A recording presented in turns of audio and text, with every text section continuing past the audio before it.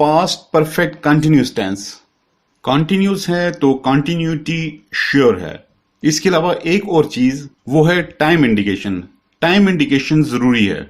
जितने भी perfect continuous tenses हैं, चाहे वो प्रेजेंट परफेक्ट कंटिन्यूस टेंस हो, पास्ट परफेक्ट कंटिन्यूस टेंस हो या फ्यूचर परफेक्ट कंटिन्यूस टेंस हो, उसमें टाइम इंडिकेशन बहुत जरूरी है।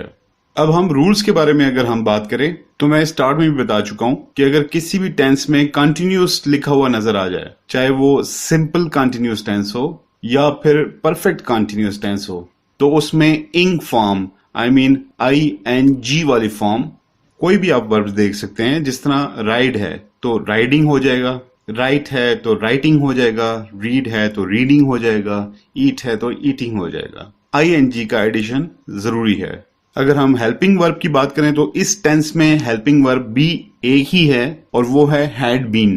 क्योंकि हेल्पिंग वर्ब एक है तो ऑब्वियस सी बात है कि ये हैड बीन जो है वो तमाम किस्म के प्रोनाउंस और नाउंस के साथ इस्तेमाल होगा। और इसी तरह इस टेंस में टाइम इंडिकेशन भी जरूरी है। और हम ऑलरेडी डिस्कस कर चुके हैं कि टाइम को डिस्कस करने के लिए सिंस और फॉर को इस्तेमाल करना होता है, लेकिन फिर भी आपकी आसानी के लिए मैं दोबारा से हाईलाइट कर लेता हूं। सिंस को हम यूज करेंगे अनकाउंटेबल टाइम के लिए और फॉर को हम यूज करेंगे काउंटेबल टाइम के लिए। अब हम एग्जाम्पल्स की तरफ जाते हैं। सबसे पहले हम पॉजिटिव और सिंपल सेंटेंसेस को देख लेते हैं। He had been living in Lahore since childhood. अब हम इस टेंस की अकॉर्डिंग टू रूल्स कुछ चीजों को देख लेते हैं। नंबर 1, हमने हेल्पिंग वर्ब कौन सा यूज किया, दैट इज हैड बीन। और दूसरी चीज आप देख सकते हैं लिविंग, ING ऐड हो गया। और तीसरी चीज, क्योंकि काउंटेबल टाइम नहीं है तो लिहाजा हमने सिंस को यूज किया। और अगर हम फॉर का इस्तेमाल करें तो जुमला कैसा होगा, आइए उसको देखते हैं। आई हैड बीन, क्योंकि हेल्पिंग वर्ब एक ही यूज होगा तो वो तमाम नाउन्स और प्रोनाउंस के साथ यूज होगा। तो जुमला बनता है I had been living in Lahore for the last 3 years। अब ये 3 years काउंटेबल टाइम है, इसको आप काउंट कर सकते हैं।